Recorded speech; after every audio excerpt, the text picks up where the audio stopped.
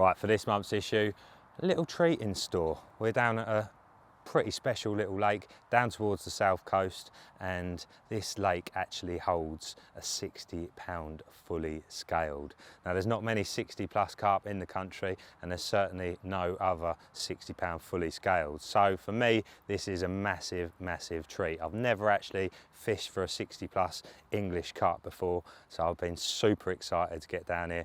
Booked this up about 5-6 months ago, and all that time I keep checking on the website, seeing if the big one's been out, and thankfully it hasn't been out for a few months now, so it's definitely due. We've got some great weather this week, and we've also got a full moon coming up in a few days' time, so hopefully the planets are aligning and we might get an opportunity to see a rather special carp. Now the other treat for me this session is that we've got a guest cameraman who's called Matthew Beecroft, and Matthew's been in the trade for over 30 years I believe, so he's got a hell of a lot of experience with filming, and he's got a very fancy camera, so I'm sure straight away you'll notice the difference from the usual carp angle stuff. So I got to the lake probably about 9 o'clock this morning, been here a good few hours now, spent a lot of time looking, and there was one area in particular where it was clear that there was a lot of feeding going on this morning.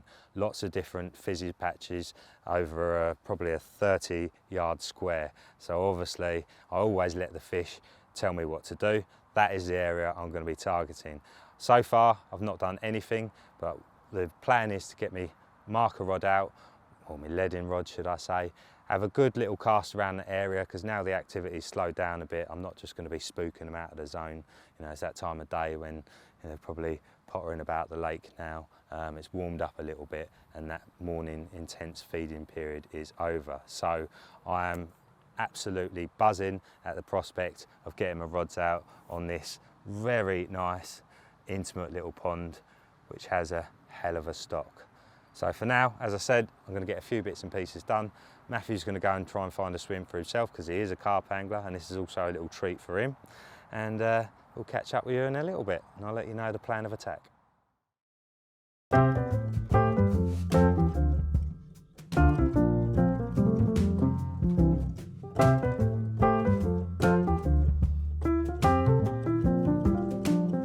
That's where the bait is, that's what matters. 8 times 4. Sorry, no, I'll do this again. 32 yards. Yeah, they did not like that at all. I'm melting, I'm melting. Oh, let's do it again. Just felt rude not to, really. Very happy to get a bite, that fish. So, just from obviously being on set with Joe now. A bit of gratitude for being alive. How's that? Happy days.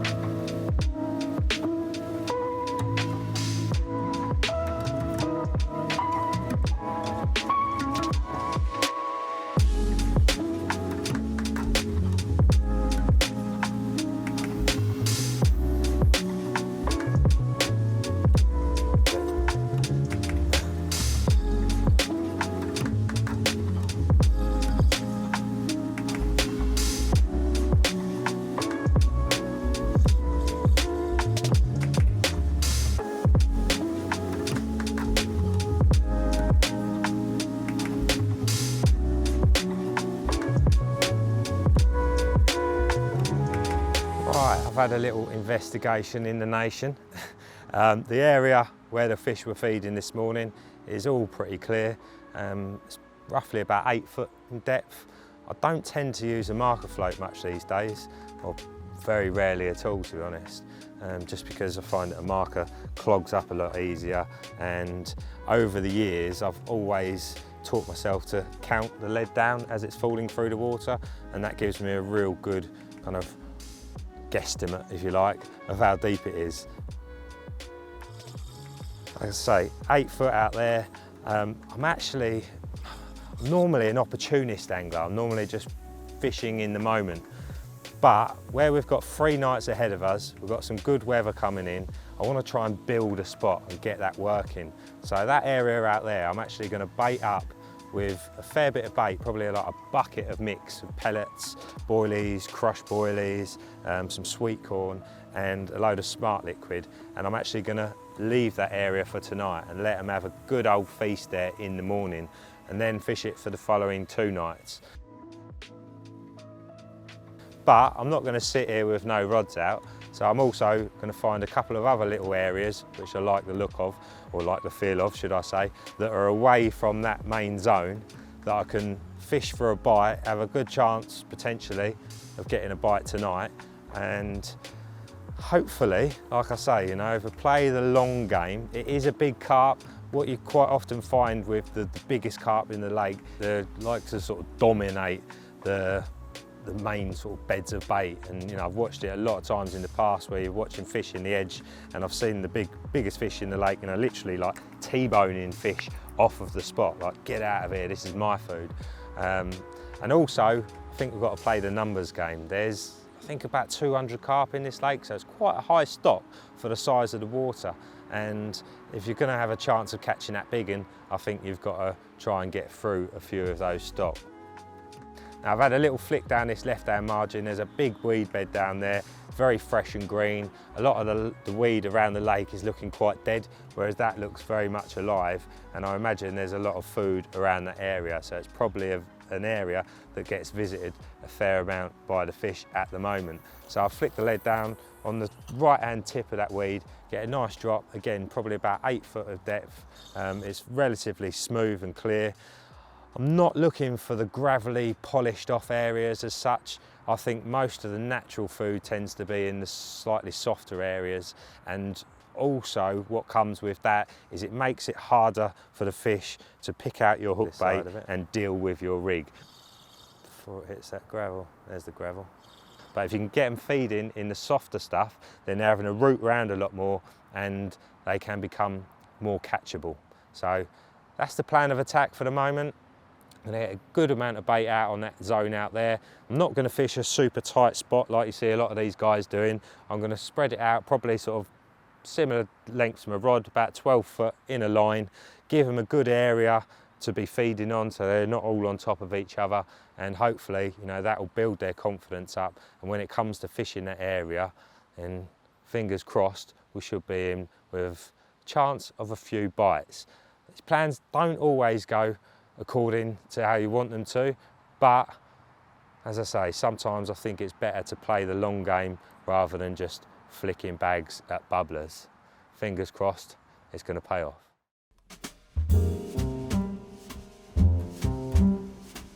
Well, it's now 6:30 in the evening. I've been at the lake since 9 in the morning and I've not actually put a rod in the lake yet. I'm taking my time, doing things slowly but surely.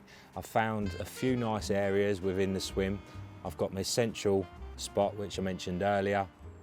That one I've put 3/4 of a bucket of bait on, and I've spread it out sort of 6 foot either side of the spot.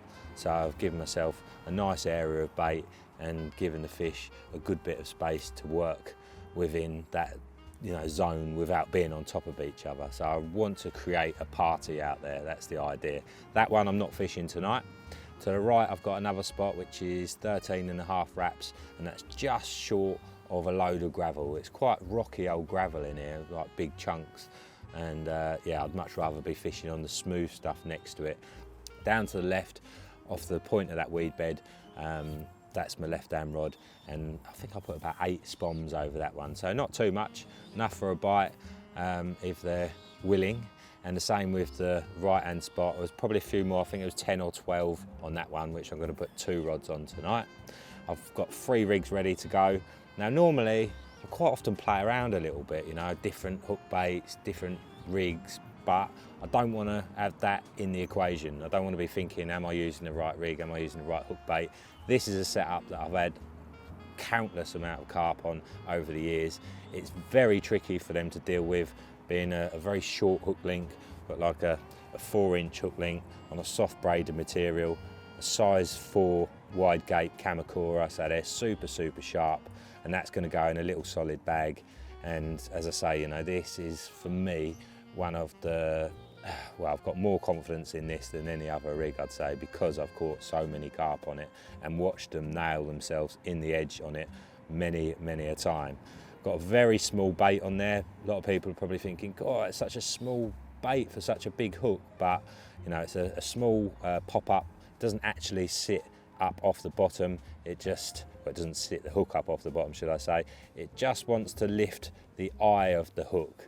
So as you can see, it makes the point of the hook heavy, and then as soon as the bait goes up into their mouth, the hook point is dropping down exactly where it needs to be.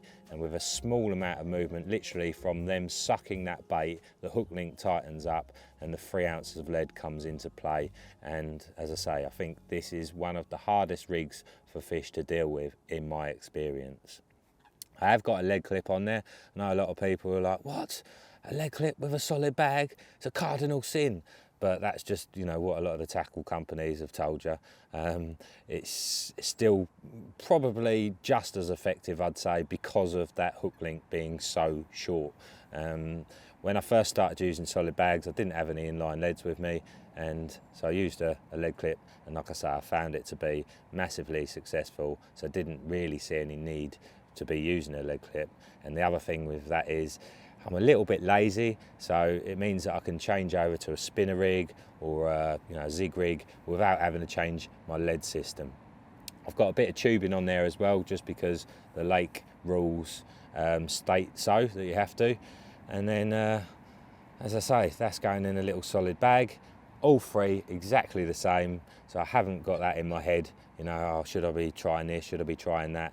This is a setup that's proven itself time and time again, and hopefully it's going to do the job to nail the Lord of the Manor. I didn't actually mention the name of the fishery earlier, but it's called the Manor Carp Fishery, and the big one is called the Lord. So yeah, I've put out enough bait out there for a banquet for a Lord, so let's hope that he gets on that, and fingers crossed we might get to meet him. Obviously, there's a few other people on the lake. We haven't got it to ourselves. So even if someone else was to catch it, obviously it'd just be amazing to see. But I would prefer it if it ended up in my net.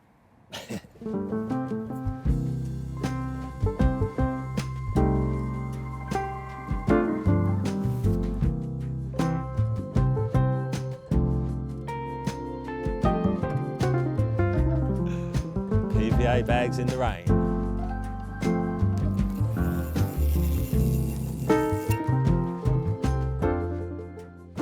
Right, so solid bag mix is literally just the mixture of mainline pellets. It's the PVA and spod mix that they do, which has got a multitude of different pellets in there, lots of different sizes, and yeah, I've also given it a good glug of this Fish Smart Liquid.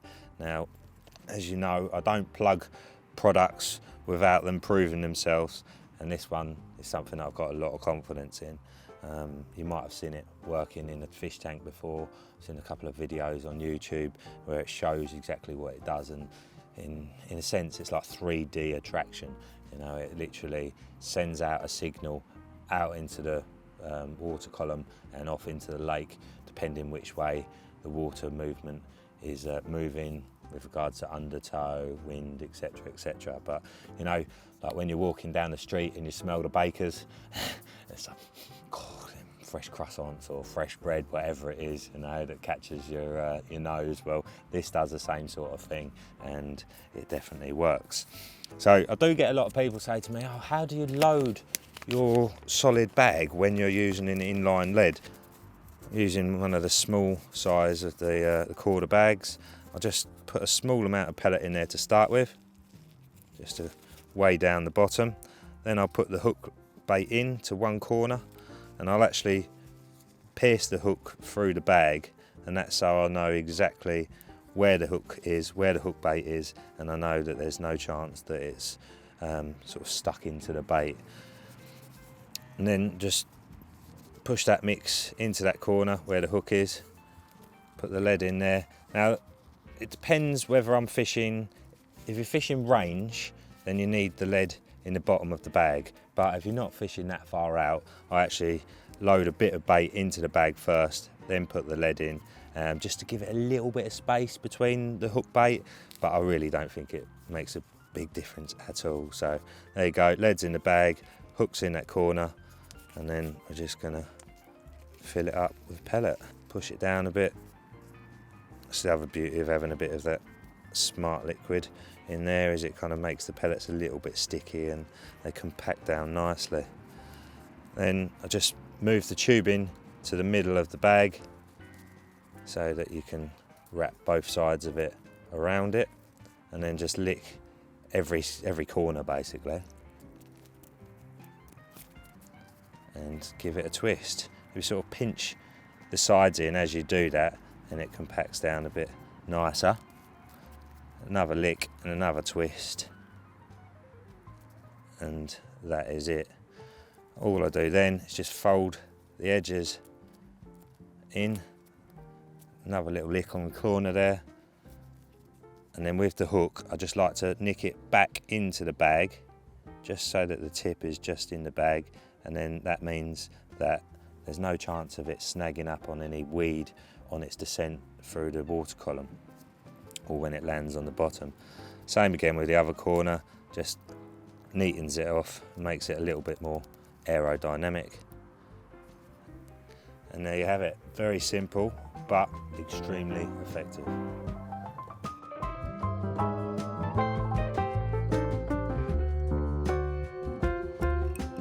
Well, that's bang on the line that I was fishing on, it's just the weeds moved a bit.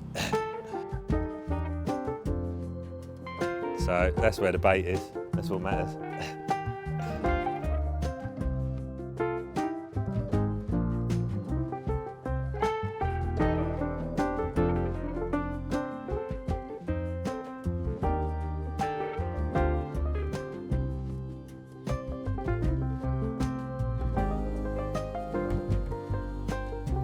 It's gone windy again. But yeah, I might.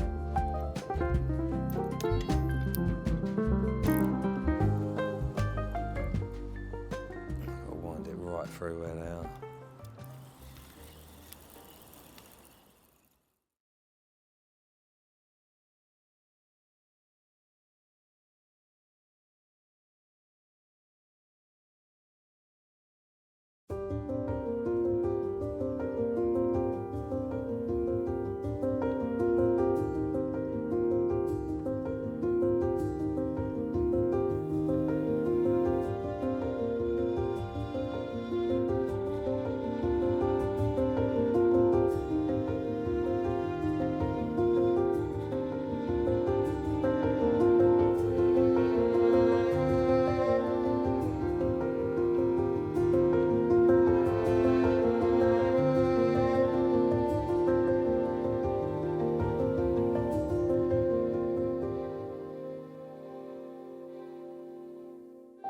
Well, top of the morning, look at that. It's mornings like this that make you feel very, very grateful for being an angler.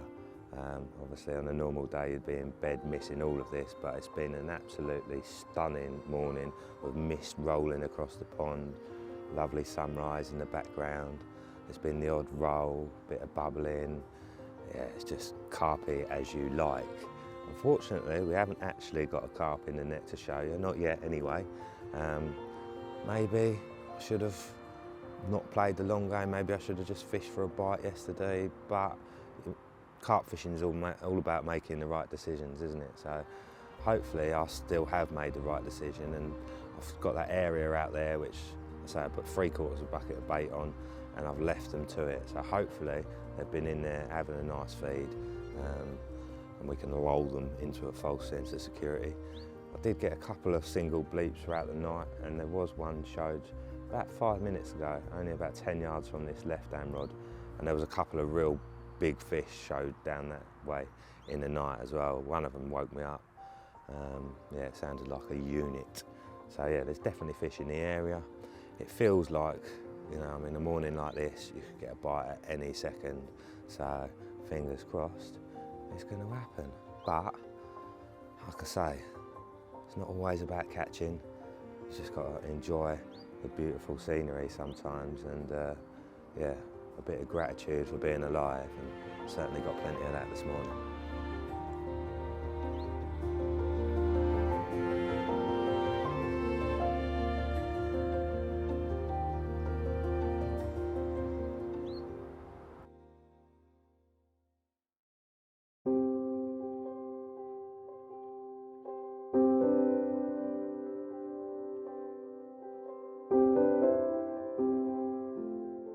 Well, we're fast approaching 10 AM, and to be honest with you, the morning's been fairly quiet as far as carp activity has been concerned. There's been a couple of shows and a little bit of bubbling. There has been some bubbling on the baited area that I'm not fishing, so that's good. Looks like there's been at least 1 or 2 fish been visiting that. And then in the last 45 minutes or so, it seems like someone's flicked a switch on, because there has been more activity to the left of where I'm fishing, which is where I first saw some activity yesterday. So, and then they seem to sort of progressively push across to the right. So hopefully they just had a little bit of a lay-in this morning.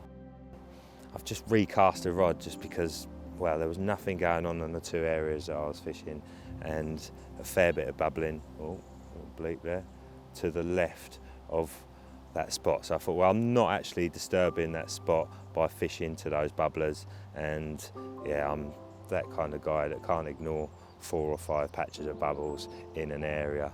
There's always a chance that you can get a quick bite when you fish to them sort of spots. Obviously there's also the chance of risking spooking them out of the area, but yeah, sometimes you've got to take a little gamble, haven't you? We've got a little bit more wind on the water now, which I think can massively help on these small ponds, certainly on the ones I've fished in the past. I don't know, I think it kind of gives them a little bit more confidence, you know, a bit of ripple on the surface, obviously a bit more oxygen in the water. So fingers crossed, that's going to make the difference. But I'm still feeling confident. I've got a load of coots just moved into the area now, so I have to get my little bird torch out and shoo them away. They are a great device, those torches. They definitely work better for tufties, but for these ones yesterday, yeah, it just spooked them off the spot straight away. So well worth having in your armoury.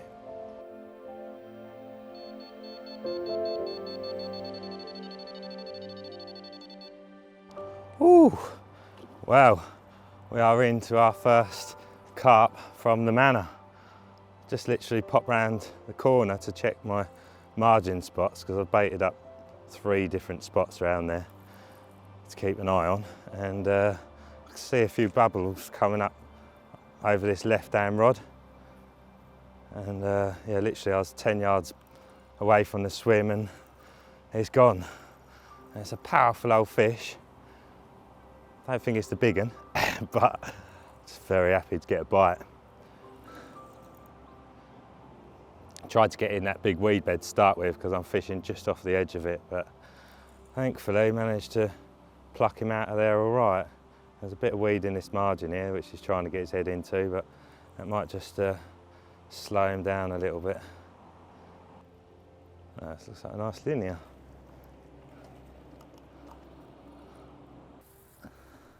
Oh, might not have a line, mate. Uh-oh. Right. Has he got it? No, he's under it. There he is. Looks like he's ready and willing. Lovely jubbly. Happy days. We've got one. Yes. Buzzing.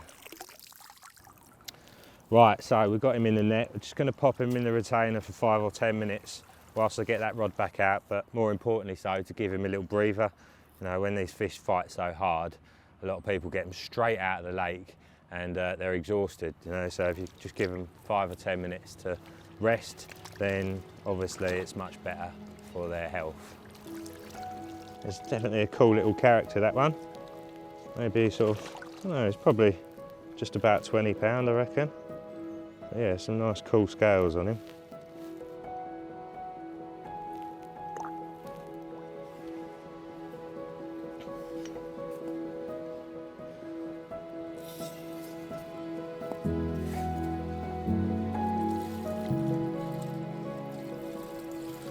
Oh, he really is a cool character, that one. various different scale formations. Bit of a linear. Thank you for behaving, mate. You see, it looks like he's lost the top of his tail at some point. I believe this is a Dinton fish. Yeah, there's quite a few different strains in this lake. We'll be having a chat with Justin, the owner, later about that. But obviously the Dinton fish are famous for being super cool carp and good growers as well. So the future's bright for you, mate, isn't it? Is that in shot? No, it's not. Well, that is a super cool carp. Lovely character. Just a quick tip for you, when you're having shots in the water, you can keep your hand in front of their face. It can't go anywhere, and that's the key. Obviously, when you hold them up, they've got the chance to sort of flap, but whilst you hold them in the water, and just put your hand in front of their nose there, and they literally can't go anywhere. But obviously, if you've got to hold them in other bits, it's like holding a bar of soap sometimes, and yeah, impossible. So yeah, time to say goodbye to this lovely cool carp, known as Brian. Bit of a random name, but apparently a young lad got to name it. It's one of the things with the lake is if you catch one that hasn't got a name, you get to name it. So you never know, we might actually get to name one during this visit if we happen to bump into one or two of his friends. Go and tell the Lord I'm here and I'd like a meeting with him. Go on then, Brian, off you go. Thanks for your visit.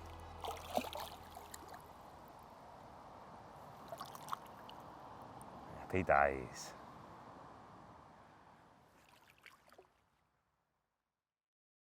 Oh, well, Matt's just popped out. Had to nip home, get a bit of equipment, and left hand rod's gone again. Oh, it's just down the bank a little bit, just checking on some margin spots. When I got to it, it was actually dropped back, come back towards me. It's just strange when fishing next to a weed bed like that.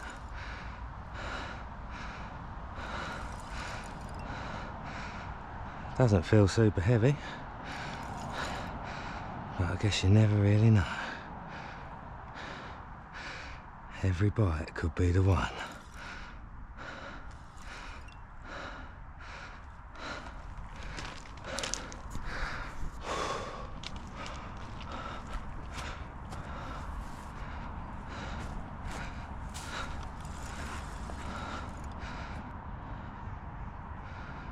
Yeah, it really is like a box of chocolates, this lake. So many different strains, which is what we all love. Well, it's not the Lord, but still very happy to be attached to another carp. Common this time. So there's been no commons stocked in this lake whatsoever. Well, not by Justin anyway. Obviously at some point there was, but Justin hasn't put any commons in here, should I say.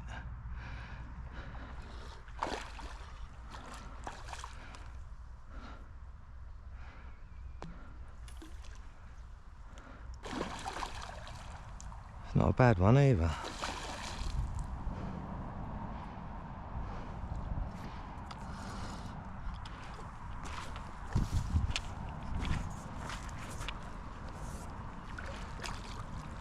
Where two of you off to, mate?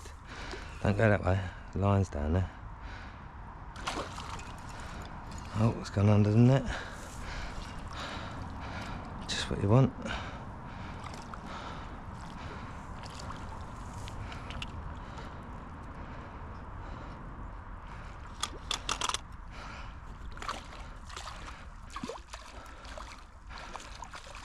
Oh, no, not that way. Come on, mate. Let's be having you. Still not ready. Oh, one of them lines. Oh no, he's picked up the right hand one. Would you believe it? Oh, that's going to make things a bit messy now.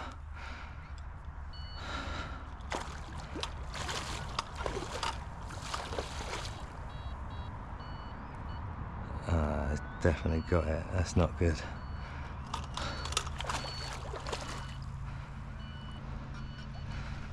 Right, mate, we need you in that net.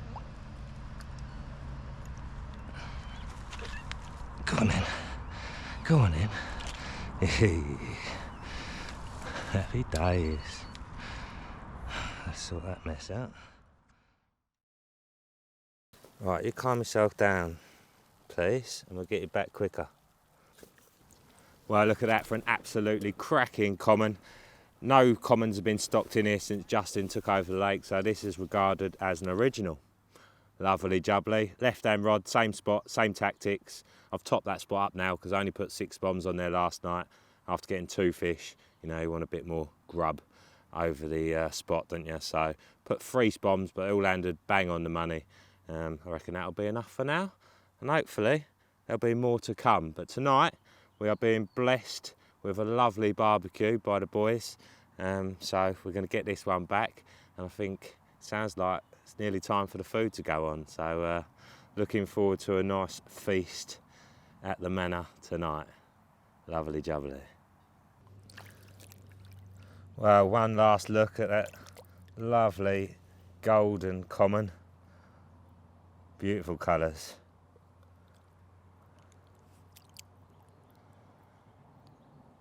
And we've got the full moon tonight. It's a blue moon. Anything could happen. Very exciting. What a buzz it is every time you get a bite in this lake, thinking that it might just be that fish.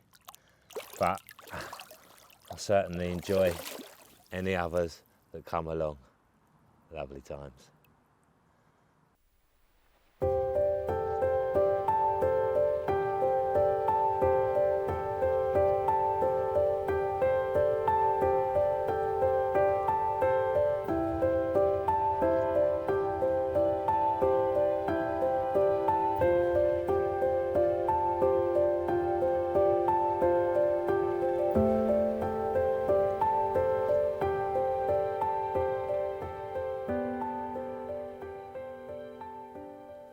Well, we better not tell the owner we had a fire. So I'm sat here with the owner, Justin, and yeah, we thought we'd have a little chat after our barbecue. Thanks for that, mate. No problem, It's Joe. very tasty and very enjoyable and much needed. Yeah. So yeah, first of all, tell us a little bit about the history of the lake. Well, it's a little bit unknown with stock-wise. You know, next year will be my 10th year that I've obviously been involved with the fishery. We've kind of built it from scratch. It was re-landscaped, like I say, 10 years ago.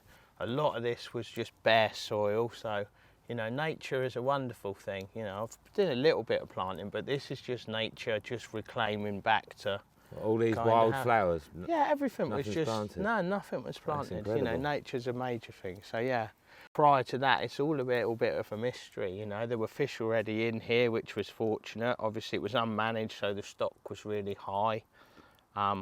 With rod and line, we've managed to remove quite a lot of fish over the years. But yeah, So work in progress, if you know, and that's the way it will continue to be. You know, you can't just get to a stage where you can stop. There's always something that needs to be done to take it and move it forward. So before you took it on, they'd just been pretty much left to their own devices, Yeah. and they just spawned and spawned and spawned. Yeah, exactly that. You know, and as you know, they will just continue to do. No predators, and strangely, there's no other species in there except carp, which is also really random to find a lake that's like that. But yeah. Lots So- of commons, which they're called commons for a reason, you know. So yeah, we've never removed any mirrors, so all the mirrors are still the originals. A few stockings here and there, but yeah, no, lots of nice commons now. It So must we've have been actually, pretty exciting to stumble yeah. across a little gem like this, yeah, then. yeah, very fortunate, mate. Very fortunate, really. Because you know it's got quite an interesting sort of makeup, hasn't it, with regards to depths and features. Yeah, it's just everything you'd want from your average gravel pit, isn't it? You know. And you get a lot of weed at times of the Yeah, year. it changes, as you know, Joe. Which doesn't makes, it? for me, I mean, it just makes a lake so much more interesting when it's, you know, Well- it's predominant or a lot of weed, because every year, like you say, the board game changes, Yeah, of doesn't course it? it You know, does. and throughout the year as well. So it makes it more interesting. Yeah, doesn't well, it? it's even, you know, common thing with the moving weed beds that I've found is you'll be fishing an area one week and you can try and get back on the next week and it's completely covered in weed. Yeah. So, like, so yeah, it makes for a challenge, but in some ways, I came to a place that I was kind of like, all the decent carp waters that I've ever really known are clear and weedy. So there's got to be something in that, Joe, hasn't there? You know. But yeah, we just started slowly reducing the biomass, taking fish out, and the water quality started to improve. And then one spring it was just like gin clear and weedy, and proper weedy. I think I've still got a picture of that first year. There was eel grass, you know, it completely transformed like over a winter and a spring period. So, you know, like I say, yet again, nature's a wonderful thing, you know. Yeah. You got some fire. How's that? Oh my god, this. He smashed it. Oh, I've got to put it out. No, you have to stand there and fan it all the time. Too bright now. Well, that's a bit better. Another log on there, a bit more heat and a bit more atmospheric light for us, mate. Yeah, nice. Making you glow. Yeah. So, obviously, main thing we wanted to talk about was this incredible creature that resides in this lake, which I believe you've sort of reared since it was about a pound. Is that right? Yeah, I was fortunate enough that Mark was, you could say, kind enough to let me to have some in the very early days. It was all quite new to me, you know, so stocking fish. But yeah, purchased 10, probably about 11 years ago now. So let's say the stocking was sort of, the fish are 11, 12 years old. And the Lord, or the big fully as it's known, it just, you know, it was a pound. It just kept getting bigger and bigger and bigger and bigger. It was just, for its age, it's just phenomenal. And as you know, a lot of people are aware, it is now last caught at 60 something, 60 pound an ounces. So yeah, it's just a crazy fish. And it's, you know, it's a really cool looking one as well, isn't it? A great shape. Yeah. It's obviously a male, isn't it? But yeah, it looks like it's mousing, still in great condition. Yeah, you know. We obviously pride ourselves on looking after the fish within the lake, which is, you know, quite important. I think Si taught me something at quite a young age. He said to me that if you look after the carp, the anglers will come queuing up. He said all the time you're trying to please the anglers, that can sometimes have a flip effect. So, you know, carp are very much in their care, looking after them is very much what we do down here. Because without the carp, you know, we've got no anglers, you know, hence we've always been working to getting an on-otter fence up, which is part and parcel of why we've gone over to exclusives. But yeah, it's one of those that even at sort of 40 pound, it was one of those that you just kind of got to see it. It's got a very unique shape. It's just crazy, really. Compared to, like I say, its brothers and sisters, that one of those I think is 25. So, you know, there's no pattern in stockings. You just can't tell. I bet the phone didn't stop ringing, did it, when that came out at £60? Yeah, you know, obviously Lee's story is out there. People can sort of hear Lee's side of the story. I've known Lee personally for a while, but yeah, you know, there's lots of nice fish in there as well, not just that one. You said at the right time of year, you've got a really good head of 30s in here now. So they're obviously, you know, packing on the weight. Yeah. They look super healthy. Yeah. And yeah, a bright future ahead. Yeah. Look, the owls in the background there. Yeah, beautiful place. Great job, mate. Thanks, Joe. Thanks, Sylvester. It's been a pleasure to have you down. I'm hoping there might be a chance we get to bump into that big one. There's always a chance in there. That's the nice thing. I'm sure I'll be back. Yeah, no worries. Thanks, Joe. Good one.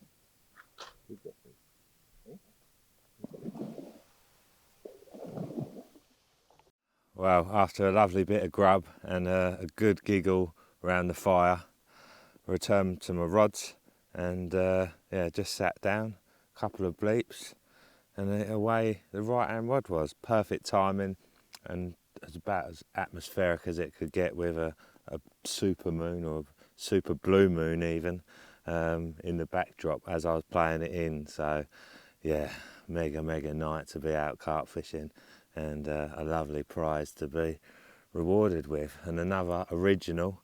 Apparently the guys don't actually recognise it, and obviously it's quite a recognisable fish with that patch in the middle there. So tonight I'm going to try and come up with a suitable name, because apparently I'm allowed to give it one. Go on then, mate. Back you go. Oh, by the way, we're calling you Blue Moon. Obviously you don't come out very often, so it seems quite fitting. Hope you like it.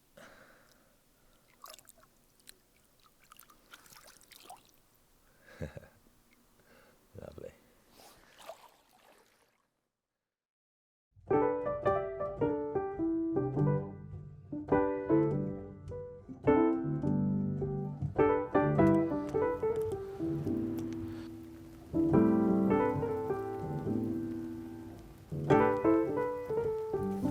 Yeah, it's nice shape, this one.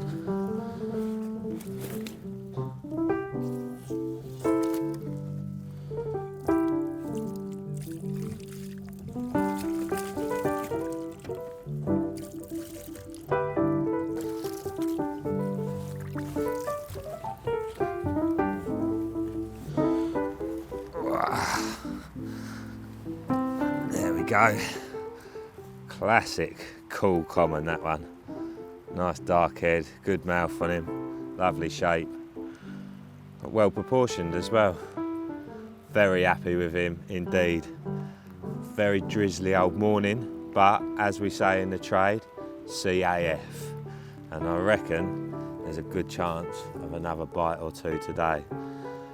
It looks like it's going to be tipping down all day long, and Matt actually hasn't had a chance to really do any fishing yet, so seeing as it's such a carpy day and not a very good day for filming, he's going to go and get his rods out, and he has been trickling in a bit of bait, so hopefully he can get amongst them as well. But yeah, as I say, that spot's obviously working, so fingers crossed, there might be one or two more yet to come. I don't care what the weatherman says, if the weatherman says it's raining, you won't see Joe complaining.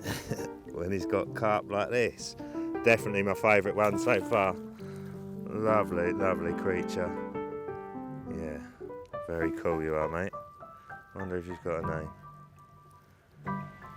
Thank you for your visit. And have a little word with the Lord for me, will you please? Tell him he's late for his appointment. But today, any time, will be fine. Go on then, mate. Back to you.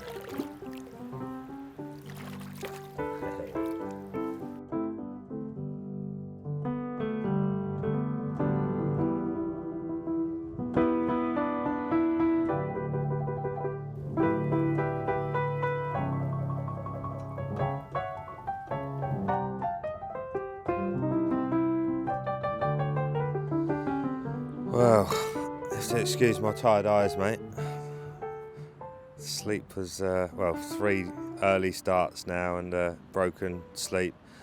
It's definitely taken its toll on me.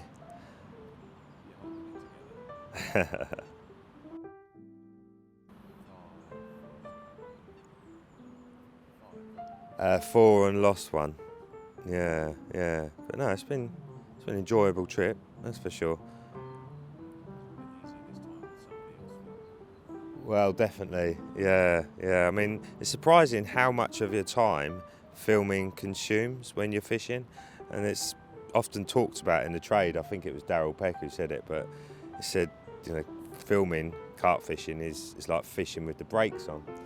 Now, if you're then having to do all the filming and everything yourself, obviously that's your handbrake and your foot brake on. And yeah, obviously it kind of minimises how much time you get to watch the water, which, as we all know, is everything. Like Adam Penning, my old mucker, is always saying, the more you look, the more you see, and the more you see, the more you learn. The more you learn, the more you catch. And it couldn't be any truer. I've fished a lot of hard lakes in the past, and just that one little sighting at first light can be everything you need to know, and completely a complete game changer for the session. Yeah, obviously when you're filming, as you know, it's up at first light or before the sun that comes up, in hope of some sort of sunrise to get those nice morning shots. Tend to be up quite late at night, and you're just constantly looking for things to film, aren't you?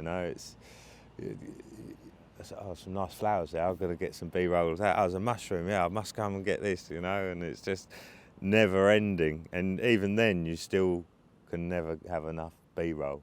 So, yeah, it definitely absorbs a lot of your time, and it has been a treat to not have to think about the filming so much. Yeah, in answer to your question, no, there's not any time that I go out without a camera now, which I guess it probably does take the edge off it a little bit, you know, because obviously when you've got a fish on the bank, you're not able to just like get lost in the moment. You've got to be right. Is that camera set up right? Is the light right? Is exposure okay? You know, and is it all in frame? And so then you've got to take your photos as well, and you know you're constantly worrying about how long the fish is out of the water, and you want to get it back. So yeah, it does take a little bit of the magic away, but I do enjoy it, and it adds a different element to the fishing itself as well. You know, you're not just trying to catch fish, you're trying to catch moments and scenery, and yeah, sometimes, you know, them little moments can be very short-lived, can't they? Like light, you know, in the morning light or the evening light, or, you know, like you got some amazing shots the other day when the sun was coming up with the light piercing through and the mist rolling across the lake, and sometimes that's only there for a couple of minutes, you know, or not even that long, and yeah, you've got to be on it to get them really special shots, which for me are few and far between, but when you do get them, it's very satisfying, isn't it? I mean, first of all, if I was to go way back to the start, it would be learning the ropes from some really good anglers. You know, there was a small syndicate lake in the village where I lived, and I started sort of float fishing when I was probably about 4 or 5. You know, well, 4 was the first time I went, and then got into it a little bit more, probably, you know, from 5, 6 onwards. And then sort of 7, 8, I would walk around this little sandpit and see these guys fishing, you know, with their little tents, and you know, that was where I kind of discovered carp fishing, and there was quite a big social scene that went on at the lake. You know, people would often go with a friend, and you know, they'd eat together, and like socialising was a big part of it. I took an interest in the carp fishing. I used to run down the shops and get them their bits and pieces that they'd want, whether it's milk or paper, you know, newspaper or something.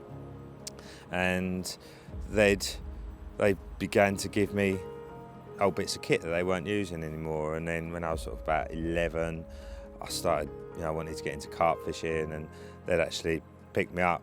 You know, every Wednesday there'd be about 6 of us would go to layer pits, and one of them would come and pick me up, take me, and then another one would drop me off home afterwards. You know, it'd be like 5 or 6 p.m. till 10 p.m. And so, you know, I'm hugely grateful for having them teaching me the ropes at such a young age, but also for going out of their way to pick me up and drop me off. You know, I mean, I know I was a cheeky little bugger, but obviously, you know, must have been quite likeable for them to want to do that. So yeah, very thankful to them.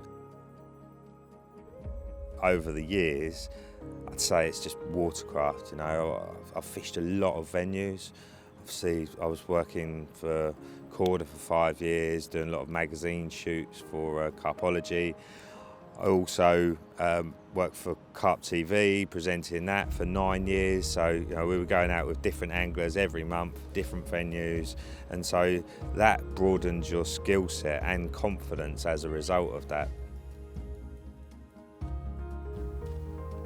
Watercraft, watching the water, looking out for the signs, noticing the signs and acting on the signs accordingly is one of the biggest key edges to angling, in my opinion. You know, that and a bit of free food here and there.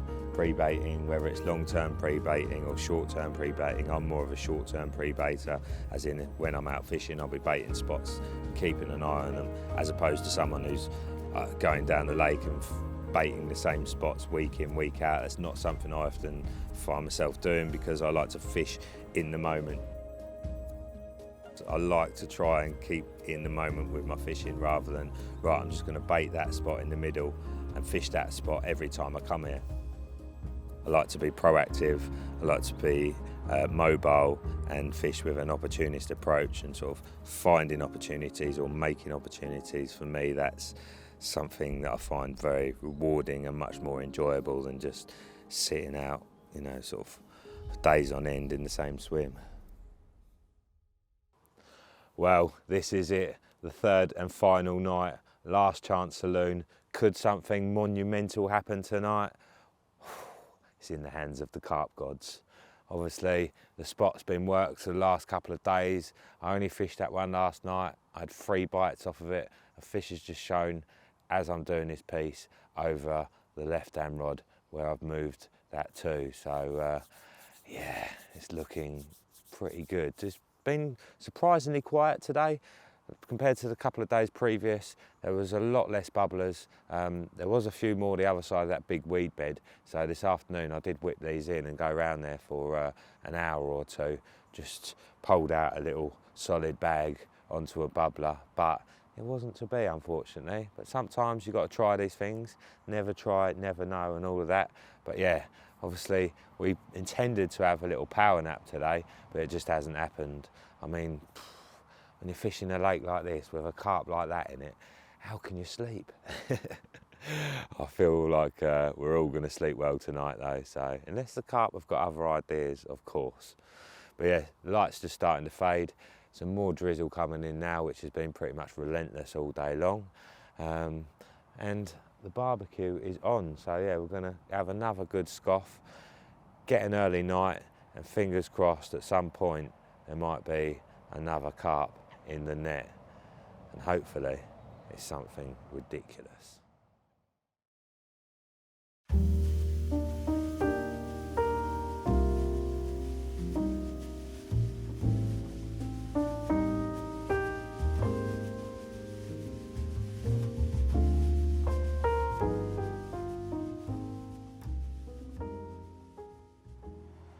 Oh, well, mate, could have done with that makeup team this morning.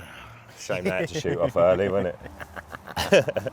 Well, I say another quiet night. It wasn't a quiet night the night before, but last night was the quietest night so far. Very little showing. I think there's a lot to be said for a bit of ripple on a small pond, isn't there? Yeah, possibly. It just makes that little difference, doesn't it? I think it just gives them a bit of confidence, gets them moving around a bit more. I think the oxygen levels obviously make them a bit more inclined to feed, and yeah, coming up with all the excuses under the sun, but it just didn't happen last night, unfortunately. Quiet up your end as well? Yeah, it's been quiet up there, Joe. It's one of those areas, bit like you said, a little bit of pressure. It's the sort of place where you kind of need to just let them drift up, you know, and because it's quite shallow, but it can be productive. They'll produce round, but you know, the nice thing with the lake, there's a good amount of fish in there, but they don't give themselves up easy. And like I said to you, they can be cagey, can't they? You know, all of a sudden, someone will switch them on. And I think that actually adds to the lake as well, because they're catchable, but it's not, you know, you're going to come down here and catch loads. You've got to kind of work it, which makes it a bit of a challenge. No, but it's been very enjoyable, mate. I've really enjoyed it. It's been a pleasure, mate. It's a lovely place to be at night. It's just, you know, so peaceful, and the owls and everything else. And yeah, obviously, as I say, the future is extremely bright for the place, and I'm sure you'll be getting lots of phone calls once this goes out. Well, yeah. So what's the crack with bookings then? Are you booked up for next year? I haven't, obviously. I've just purchased a diary because obviously, you know, that took to get a 2004. They don't do them in the BM store at the moment. 2004, I don't reckon 2024. You know, and yeah, so I will be opening the booking shortly. What I'm going to do, I'm going to offer it to existing customers first that came last year. I think that's a fair way to do things, and then just find all the information's on the website. Send us over an email. If I've got any space, then obviously I will be opening the bookings as, you know, per normal. Anyone can obviously book up. We run from the 1st of April to obviously 31st of October, and yeah, hopefully we can continue next year. And if you want to come down again, Joe, obviously give us a shout, because it's been a pleasure. Oh, I don't want to come back here, mate. No? I'm joking. Yeah, of course, Yeah, I'd of course. absolutely love to. Yeah, we'll sort something out. Obviously, after being here, you know, I know a little bit more about the lake now, and you know, certain things that I might have to add to my armoury next time. So yeah, I'd absolutely love to come back and have another go, mate. That'd be cool. Awesome. Thank Well, you. thanks again, Justin. Cheers, Joe. It's been a pleasure, mate. Top man. Just when you thought the chance had passed, you go and save the best till last. Well, got about 2 hours to go. Matt's got to shoot off now because he's got a job in London today. But before he does, I'd just like to say thank you very much, Matt. You've done an absolutely sterling job. And yeah, like Matt just basically got in contact with me because he watches the show, has enjoyed it. He's been a cameraman for a long time. And as a way of contributing, he offered to come out with me for a session and do a bit of filming. And obviously I've managed to pick up a few little tips off of him. And it's been an enjoyable time. So yeah, once again, Matt, you've been a superstar, and I hope you guys enjoy this show. Obviously, you know, if I had a budget for it, I would be getting a cameraman in more often, but unfortunately, things have been tight. But you never know, in the future, this might be a more regular thing. So better round it up there because it's raining and Matt's got a very expensive camera.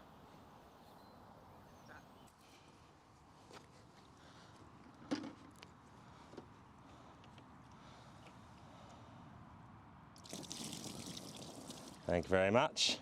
Well, there we go. The song helped, saving the best till last. Well, certainly the biggest. Not sure it's the best. That other one was super cool, but this is a lovely carp too, and very welcome. Obviously, Matt had to shoot off a bit earlier.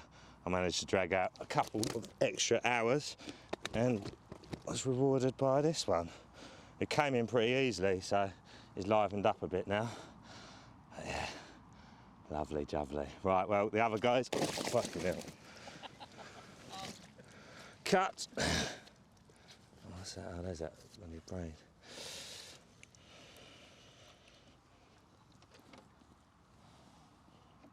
The sun's been come out since I've set this up. Hopefully it should be all right. So yeah, the other guys have just turned up for their turn, having a go for the Lord of the Manor. So yeah, I wish them best of luck. And then I'm off down to Devon for the weekend for a couple of nights with my girlfriend. But I will be back. Unfinished business. Oh. That'll do. Well, would you believe it?